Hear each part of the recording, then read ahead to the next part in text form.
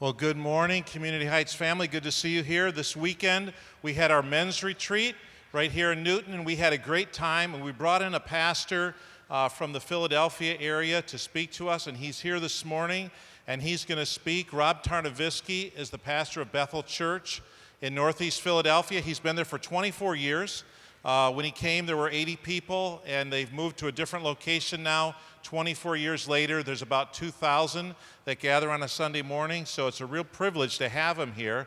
And the fun thing with Rob is that he and I were roommates in college. If you've heard me talk about my buddy from Philly, this is the guy, and there is nobody that I would trust more to share the Word of God with you this morning, and that I would trust more with my life than this guy. I mean, we go way back, but we don't just go way back. It's not like we don't even think about those college days anymore. We have tracked all the way through all these years with our families, with our friendship, with our ministries, and it's a real privilege to have him here. So Rob, come on up. Welcome. Could you give him a welcome? Yeah.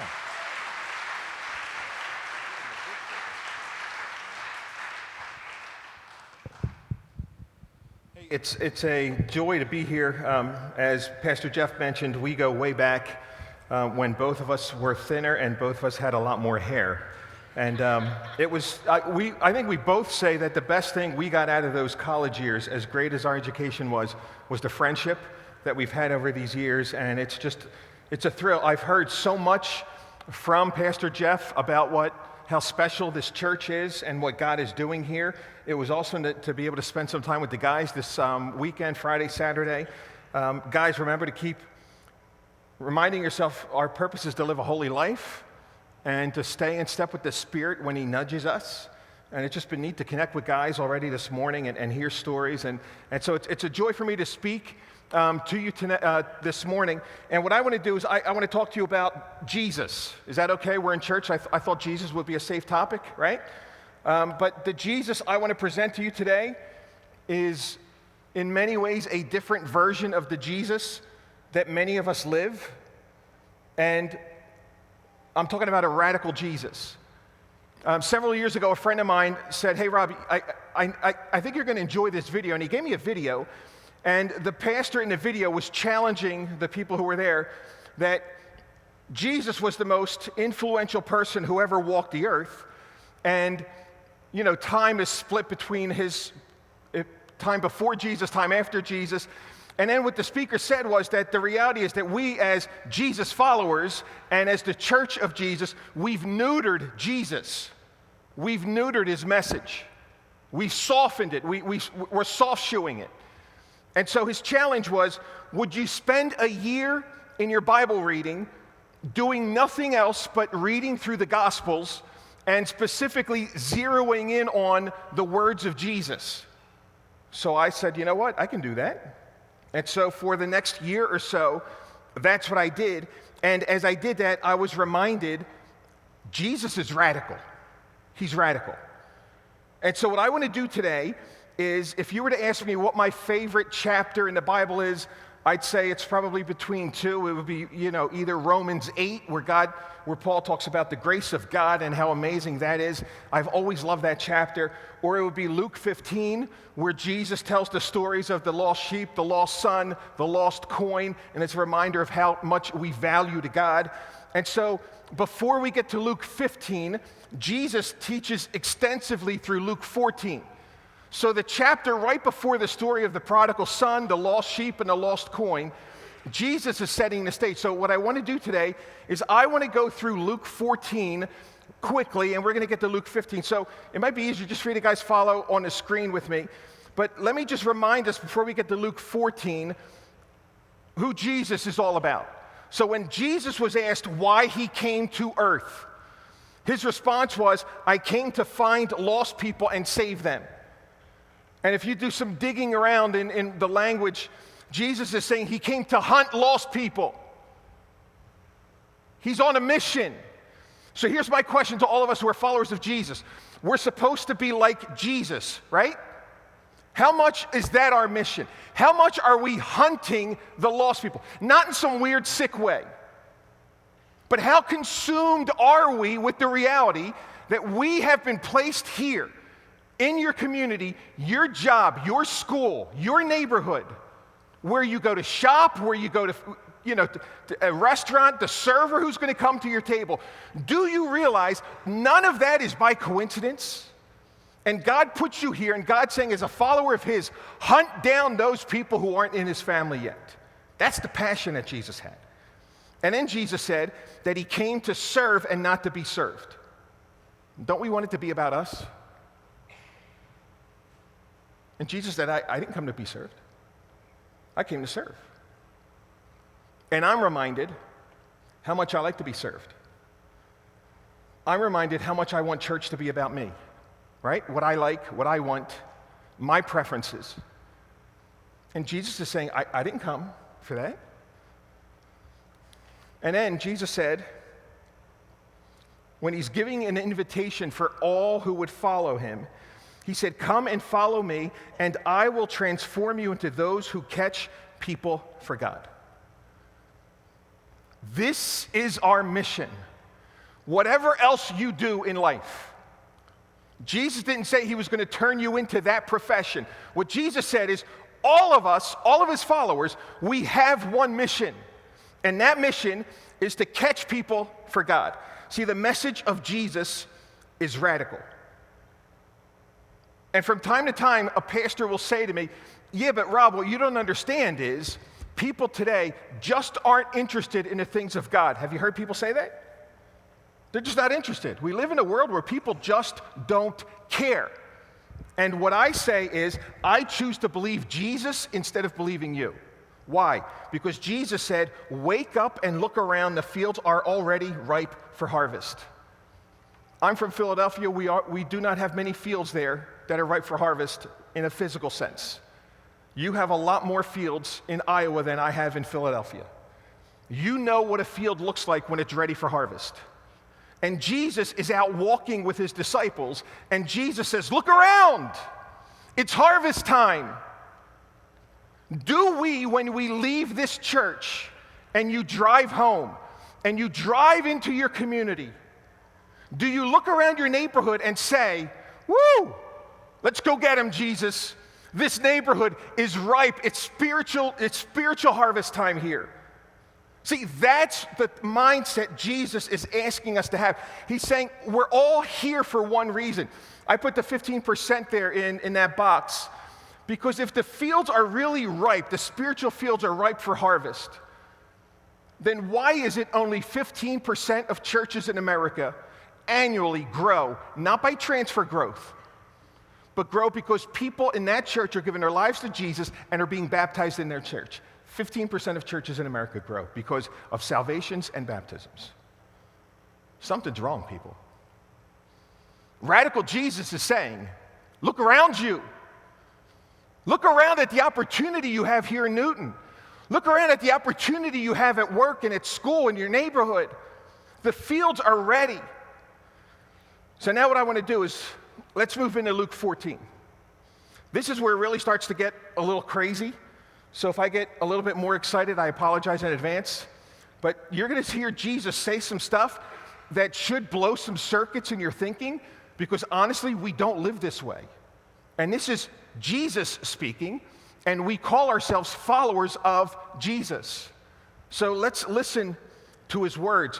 When Jesus noticed that all who had come to the dinner were trying to sit in the seats of honor near the head of the table, He gave them this advice. So when Jesus offers us advice, we should listen, correct? Jesus said, when you are invited to a wedding feast, don't sit in the seat of honor. Instead, take the lowest place at the foot of the table. What is Jesus saying? It's not about us. It's not about us. As a follower of Jesus Christ, this life is not about me. It's not about my comfort. It's not about what I want. It's not about my hopes and my dreams. When I sign up to be a follower of Jesus Christ, what I'm saying to Him is I am laying my life aside and I'm following you. And whatever you ask me to prioritize, I will prioritize. And so Jesus says, okay, lesson number 1, humility. It isn't about us. Jesus is radical. He goes on to say, When you put on a luncheon or a banquet, don't invite your friends, brothers, relatives, and rich neighbors, for they will invite you back, and that will be your only reward. Instead, invite the poor, the crippled, the lame, and the blind. Then at the resurrection of the righteous, God will reward you for inviting those who could not repay you. Woo! How many of us have ever thrown a party where the only people we invite are people we don't know? I was at a birthday party yesterday. Right? Family, friends, that's who we invite. You know what Jesus is saying? Invite people who can do nothing for you. So when you do church, let's bring it into this context. Don't invite people who can help you with the offering. Don't invite people who are going to plug in and start serving on teams. Invite the community, the lost community all around you. Invite the people who want nothing to do with God. Invite the people who will do nothing to help you as a church, who don't care about your mission. Invite those people. Because what Jesus says is we get our reward when? At the resurrection. Then at the resurrection of the righteous, God will reward you. If we make it about ourselves now, that's our reward. If we make it about other people, our reward comes from God at the resurrection of the righteous. See, radical Jesus is just getting started. Watch what he says. A man prepared a great feast and sent out many invitations. When the banquet was ready, he sent his servants to tell the guests, come, the banquet is ready. But they all began making excuses. The servant returned and told the master what they had said. The master was furious and said, go quickly into the streets, the alleys of the town, invite the poor, the crippled, the blind, the lame. After the servant had done this, he reported, there's still room for more. So the master said, go out into the country lanes, behind the hedges, and urge anyone you can find to come so that the house will be full. Did you catch that last phrase? Invite anyone that you find to come so the house will be full. This life is not about us, followers of Jesus Christ. It's not about what we want or our preferences or what we like. It's about us filling up the house of God. It's about us inviting people and welcoming people and loving people. And us realizing we've been saved to reach out to others, to bring them in, to give them an opportunity to give their lives to Jesus. That's what it's all about. Filling up the house of God. It's not about us in our churches, and so many churches across the world. We become these exclusive country clubs for Christians. That grieves the heart of God. That's not what Jesus is saying here.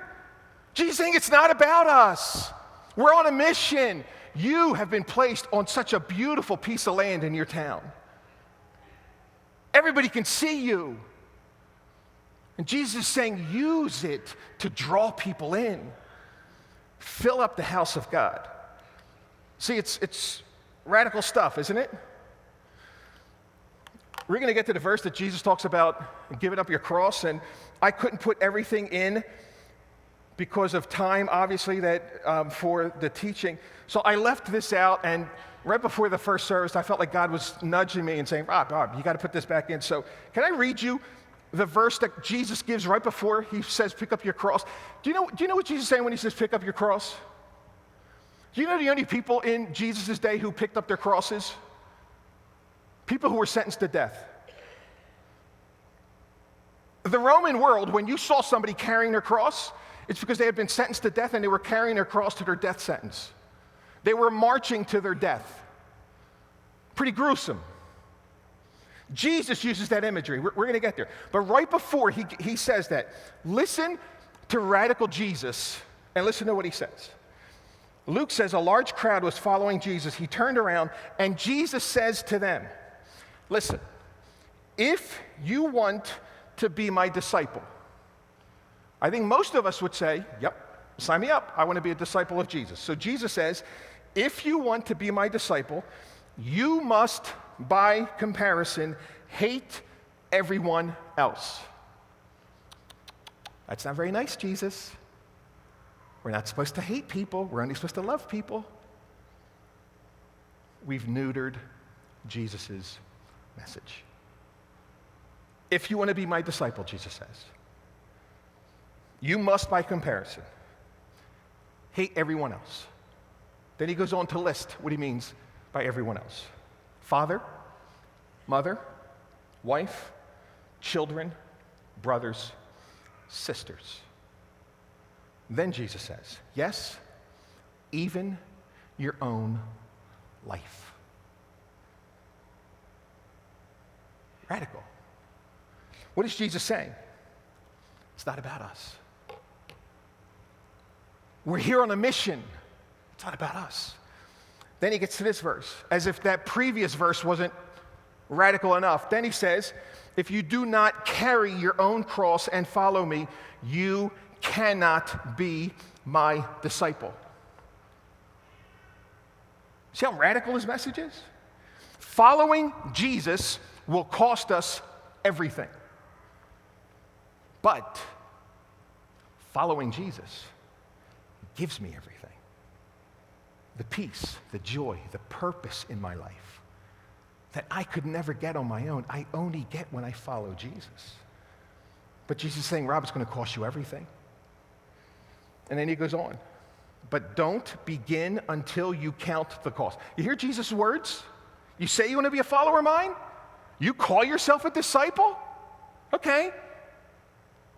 Jesus says, don't begin until you count the cost. Don't say, oh, I'm in, and then realize, oh, it's too late. No, Jesus says, no. Before you're in, make sure you count the cost. For who would begin construction of a building without first calculating the cost to see if there's enough money to finish it? In the same way, none of you can be my disciples unless you give up some stuff. Is that what Jesus said? Is that what he said? Radical Jesus said, you cannot be my disciple unless you give up what? Everything. You want to be a follower of Jesus? It's going to cost you everything. Everything. You can't hold anything back. It's not about us, people. Jesus gave us everything. Jesus demands everything. Jesus puts his mission in our lives. Jesus gives us his purpose. And we are here to carry out his mission. And so Jesus ends Luke 14 that way, and then he moves into Luke 15. And before he gets into the stories, can I just show you how Luke 15 opens? So we're going to get into these beautiful stories about God's love, but look how Luke opens that chapter. The tax collectors, and in our day we can equate them to the mob, they were rough people. They were rough people. So, think of some really rough types. So the tax collectors and other notorious sinners often came to listen to Jesus teach. I love that phrase, notorious sinners. We all know sinners, right? And if there's a sinner sitting next to you, don't look at him, just keep looking at me right now, right? We all know sinners. But some of us know notorious sinners. They're the big ones. And what Luke is saying is that when Jesus went around and traveled, do you know who followed him? The notorious sinners. The heavy hitter sinners. The sinners that sinned in such public ways, everybody knew their life was a mess. And the sense that we get from what Luke is writing there is that all of them, or just about all of the notorious sinners in the area, were following Jesus. So imagine you walk into the service today, and the first 3 or 4 rows are filled up with the worst notorious sinners in Newton and the surrounding area. And Pastor Jeff's in the middle of them, high-fiving everybody. And that's the group you look at and you say, whoo, they don't know how to act in a service. They're not dressed appropriately. And Pastor Jeff's going around high-fiving them, hugging everybody, saying, man, I'm so glad you're here. How would you feel about that? Would you feel a little standoffish? And say like, oh, whoa, what are they doing here? Do you know that's the same way the religious people felt about Jesus when he loved the people who were notorious sinners?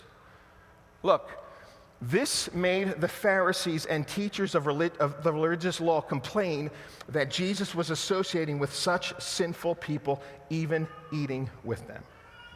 To eat with someone in Jesus' day was to accept them as they are.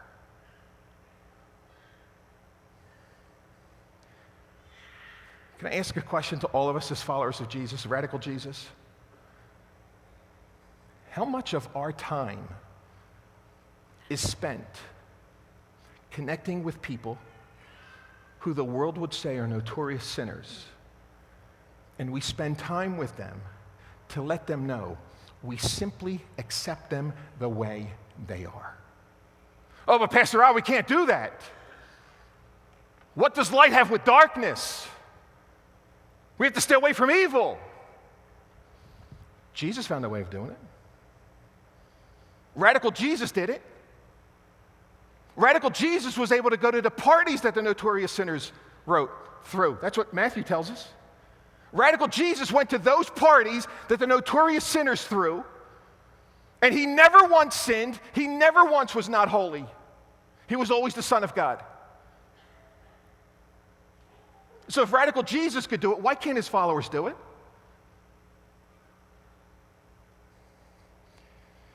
So Jesus shows us what? That accepting and loving people does not mean I condone their lifestyle or their choices. Do we know that? In our divisive world, you know, I'm in my mid-50s, and I don't think I've ever been aware of a more divisive time in our culture than right now. People refer back to the late 60s, early 70s. I don't really remember much. Maybe that's a comparison. But politically, the division, where you're even scared to talk to someone who doesn't vote the same way as you, and Jesus would be partying with them. I can love someone who's different than me, and it doesn't mean I condone them or their choices or their lifestyle. It simply means I love them, and that's what Jesus taught us. And you know why Jesus did that? Because Jesus wants us to realize we cannot influence people we're not in a relationship with. If I separate myself from all the sinners and all the notorious sinners, and I start talking to them about Jesus, you're not going to influence them.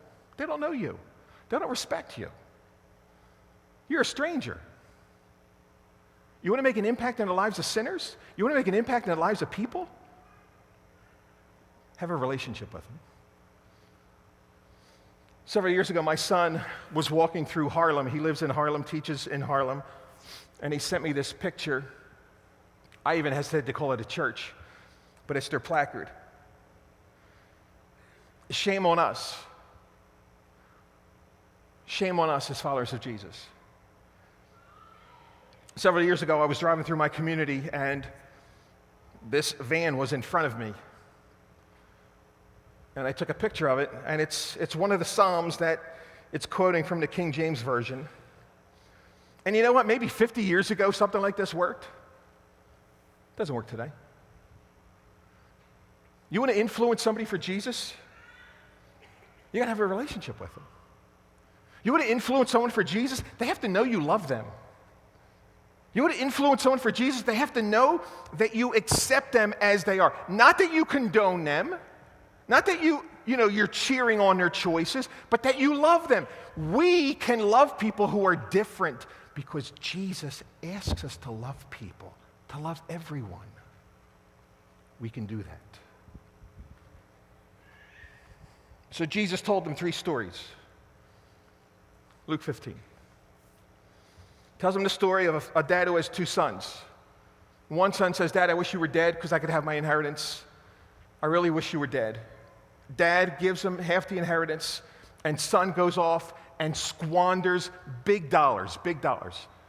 Hundreds of thousands, millions of dollars, and who knows how much, but big dollars. And it would be like him squandering it on drugs, on women, on all sorts of crazy, sinful activities. And he squanders it, he blows it all.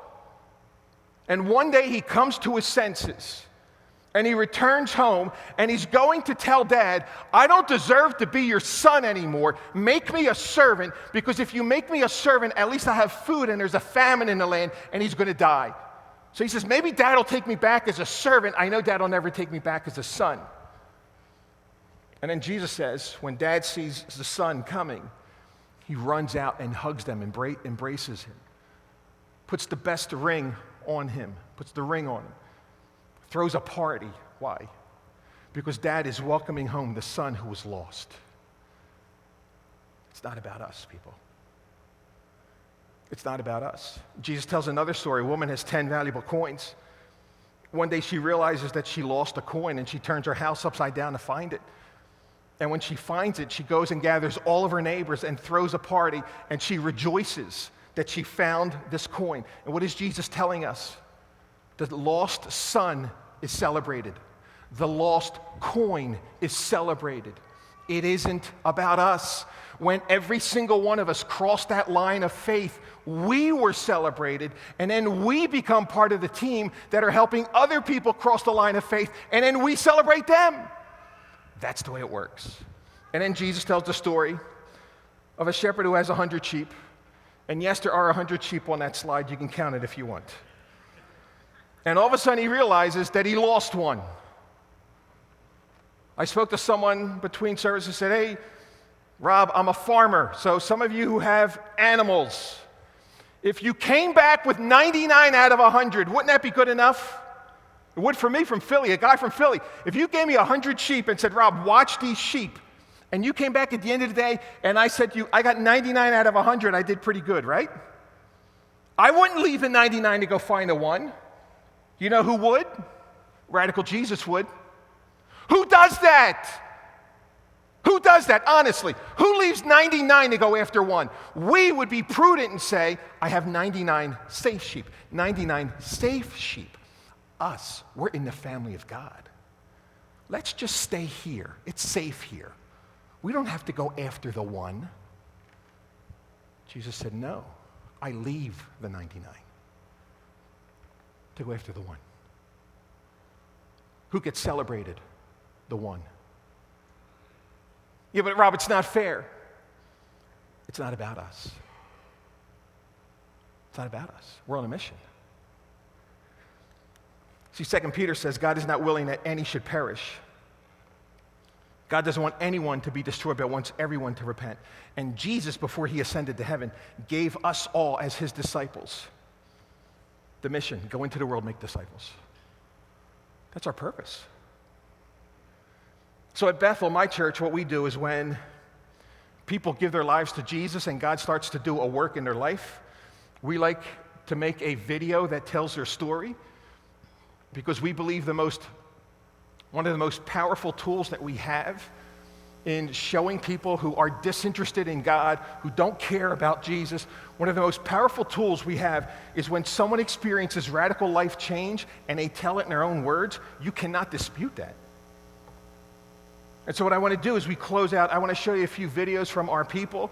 And this first video is from Josie. And Josie has been a part of Bethel for about 3 years. And she has a very interesting story. So listen to Josie's story. Hi, my name is Josie Simmons, and this is my story. I grew up in San Diego, California. As a child, I was a victim of molestation and sexual assault. And when I came to Philadelphia, I chose the life of being an exotic dancer. For me, certainly getting involved in exotic dancing was a form of empowerment and control. I was that person taking back all that power that somebody had taken from me. My whole life, I've been trying to gain control. It was very hard for me to go ahead and realize I wasn't. When I chose the life of being an exotic dancer is when I found myself wanting to dive into church the most. That is where I found God worked on me the most, and he kept me the most. Everything that I shouldn't have been doing is actually what drove me into having to stay in church. If it wasn't for me having to go ahead and choose that lifestyle, I don't know how else he would have grabbed my attention so much. The day I stepped into Bethel, I never went back to stripping. As a person that, I could say that I've done it all. Abortion, stripping, there is nothing that he will not forgive you for. When you keep moving towards him, despite how bad of a person that you think you are, I'm telling you, it is so worth it. You will be able to breathe easy, and ultimately, your life will be changed forever.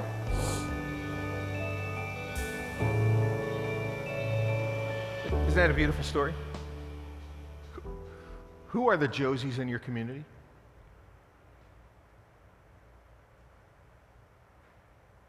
The notorious sinners? The ones who are making a living in a disrespectful way? Are they welcome here? You see, Josie's got a beautiful story. What Josie says is when she came to Bethel for the first time, she never went back to stripping. That's not when she gave her life to Jesus. She came to Bethel, and what she experienced was love and acceptance. And she said, there's something here. I don't know what it is. But that was enough to get her to pivot. She ultimately gave her life to Jesus, and God's doing a wonderful thing in her. She's married now. She had a daughter at the time who's about 5 or 6 now. And every time I see her and her husband and daughter walking into church, what difference is Jesus going to make not only in Josie's life, but in her daughter's life? See, but it gets complicated, it gets messy. When you start welcoming notorious sinners into your church, it gets messy, it gets complicated. They don't necessarily know how to dress, you know that? They start bringing their friends. So I picked up a follower on social media that was also in a similar business as Josie, and this follower went by the name of La, and then a curse word, and Latina. And so I would post something about what God's doing at Bethel, and she would comment, Pastor Rob, that was an awesome service today. And someone came up to me and said, Pastor Rob, who is this and why is she commenting on services at Bethel? Do you know how that looks? And I said, you know what it looks like? It looks like Bethel really is a place where everyone is welcome. It gets messy. Can I show you another story? This guy is Ravel. This is Ravel's story. Hi, my name is Ravel Ford, and this is my story. I grew up in Warminster. It was a good household. My parents made sure we had everything we needed. Everything went well until I got a little older, into my younger teens, and I started exploring and going on the other side of the neighborhood. Started hanging out with the older guys and started drinking and doing drugs and just doing everything that I shouldn't have been doing. And that led to me getting locked up in juvenile facilities, which eventually led to me getting locked up into the adult system. I finally got to the point where, I looked behind me and at my life and realized that I had nothing. I didn't know where to turn.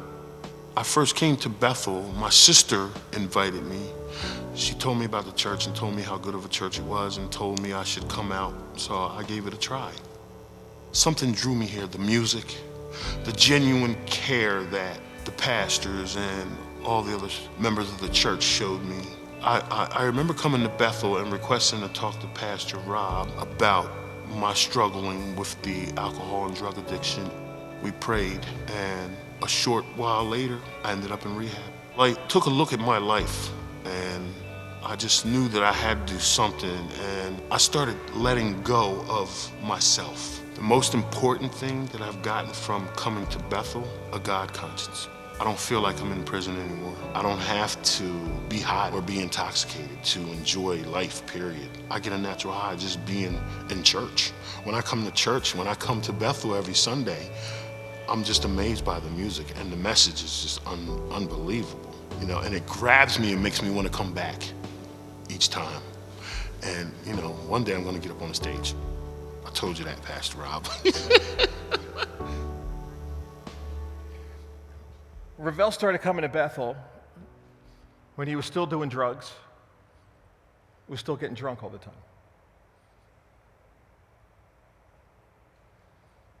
He would come in, smelled of alcohol.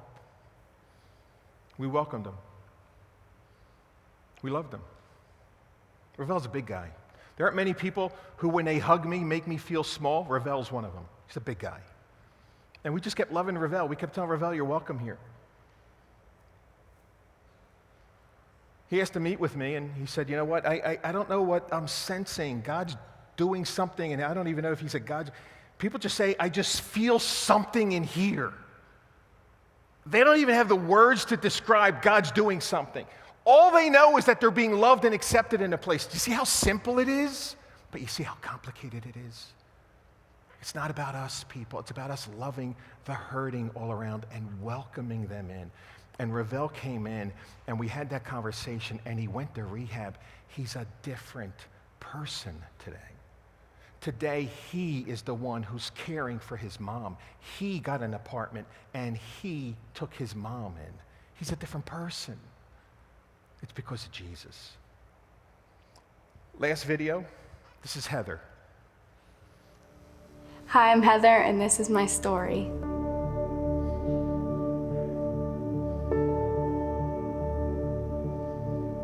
I'm from Yardley, Pennsylvania. Growing up, my family, we did go to church, just not a church like Bethel. I never really had a mom in my life. She was always into drugs and alcohol, even when she was pregnant with me and my twin sister. And she left my twin and I in a car when we were not even 1 year old yet, and she went into a bar to drink. So we got taken away from her, and my dad took care of us, and he met a new wife. When my dad moved in with my stepmom, she didn't want me. She didn't want my sister. She also had kids. And when my twin and I were getting a little older, when we were 10, 11, and 12, we started to get sexually abused by someone in our family. I just didn't tell anybody. I thought it was normal. I thought I was supposed to be quiet. I didn't think I had anybody to go to. So after that happened, that's when my sister and I, we started kind of losing ourselves. In my freshman year, I started to hurt myself. I cut my wrist and with glass. I just wanted people to know that I'm hurting, so I needed them to see somehow, but nobody did. I didn't want to be on this earth anymore. At one moment, my stepmom drove me to school, and on that car ride there, I just said, this isn't me. This isn't who I'm supposed to be. I'm not supposed to be here. I was walking to the building, and I was just ready to walk, just to keep walking, and I didn't want to live anymore. I said, this isn't my place. I don't want to be here. I was so alone, and I didn't have anybody, so I figured this is it. And then something stopped me. Something told me, you're not done yet. You are not done yet. And I know that that was God. After that, I just started praying a lot, saying, I'm sorry, help me. And then a year later, I met Lily in school, and we started hanging out. We became really good friends. And then I met Donna, her mom, and they said, come to church with us. And I went, and it was the best thing that has ever happened to me, because after I went to church, I found God, and I've never felt happier, ever. My life got so much better. I've been so happy, I've been so positive, and I've never been like that before coming here. For someone who's not here yet, I would say your journey is not done yet, and to come to Bethel because you will be a new person. There are so many people who think they can't do this, that they can't do life when they can, and there's a place for them, and it's Bethel. You could walk in here with a load of guilt on your shoulders, and you could walk out feeling light as a feather. You will never feel better, and I couldn't be more thankful for this place.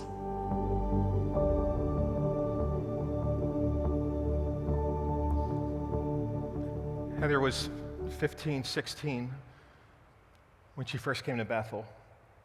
She just had a birthday, so she's 17 now. She's part of our worship team. God's done an amazing transformation in her life. Heather's bringing her sister to church. And from time to time, her mom that abandoned her when she was 1, that she had no contact with for years. No contact. Heather reached out to her mom. And when her mom comes, more often than not, she reeks of alcohol. But we love her. And Jesus can do a work in mom's life like she did in Heather's life. The line in Heather's video that gets me every time I hear it, she started to cut her wrist with glass because she wanted people to know she was hurting. And then she says, but no one noticed. How many people in your community, in your home, in your neighborhood, at your work, at your school, are hurting, and all they want is someone to notice? It doesn't matter what political party they are. It doesn't matter where they live. It doesn't matter what race, what nation they come from. They want somebody to notice. This is Mark. Mark he hasn't made a video yet, but I wanted to show you Mark. The picture's with him as a biker. Mark has been part of a biker group in Philadelphia for decades. He was the number 2 guy in the biker group. He was in charge of all the enforcement, which is a way of saying basically beating people up. That's what he did. Mark's got a lot of dark stuff in his life, a lot of dark stuff, decades of it. A friend of Mark's invited him to come to church, and at first he blew it off. And his friend was persistent, and Mark came. And Mark talks about feeling just loved when he came to church. He gave his life to Jesus. The picture of him being baptized to me is just such a powerful picture of he's just giving it all to Jesus. Mark now comes to church with his 4 girls that he had little contact with. Mark's learning how to be a dad to 4 daughters. See what Jesus can do? Community Heights. God's given you a mission right here in Newton. It's not about you. It's not about what you prefer. It's not about what you want. Your mission is to reach your community for Jesus Christ. It is going to cost you everything. You're going to have to lay down your life and pick up your cross every day. But when you do, Jesus is going to start bringing people in to let you love on them and to let you accept them, and it's going to get messy and it's going to get complicated. But through all of that, you're going to see people give their lives to Jesus and lives being transformed and families being transformed, and that's what it's about. I cannot wait to hear the stories that are going to come from Community Heights. And I want you to know we're going to be cheering you on from Philly. And at our church, we say we want the Philadelphia region to be the hardest place on earth to die and go to hell from. And I will now say, and I want Newton to be the second hardest place to die and go to hell from on earth. Because God is going to bless you as you say, we're going to take our mission seriously, and God will bring the people in. All he's asking you to do, love them and point them to Jesus. And you can do that. You can do that. Hey, will you stand with me, please? We'll pray, and the teaching will be done. Father, thank you so much for a chance this morning to be reminded of our mission. Thank you that you love us. Thank you that Jesus is so radical. He is radical Jesus. His message is radical, Lord.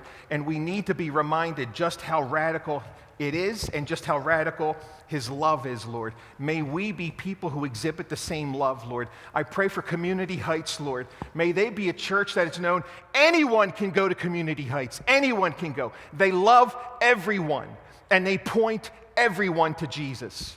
Lord, thank you for all you're going to do here, and we pray it in Jesus' precious name. Amen.